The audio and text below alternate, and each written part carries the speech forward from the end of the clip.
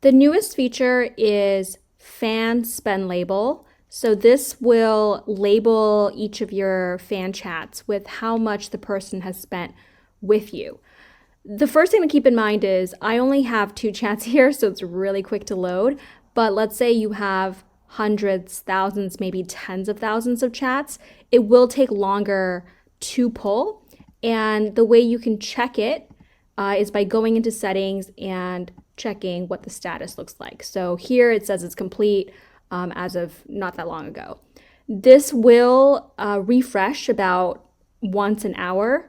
And if it doesn't, if it's stale for whatever reason, you can always refresh the page directly. But if it's not done, it will say something like fetching. It'll just mean that it's still going, and you may see some fan spend labels up, but others may not be up yet. But it just takes a little bit of time before I can fully get up, and then it usually is much smoother after that. So the way that this works is it's saving you from having to go in to earnings for each person. We are pulling the net income.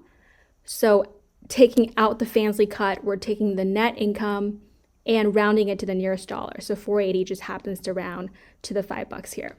The other thing to keep in mind is this view defaults typically to the last 30 days, but the number that we are pulling is much broader. So this one includes everything from January 1st, 2024 to today's date.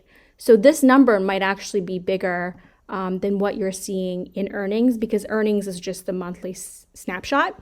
If you want a different time frame so it's less confusing, just let me know.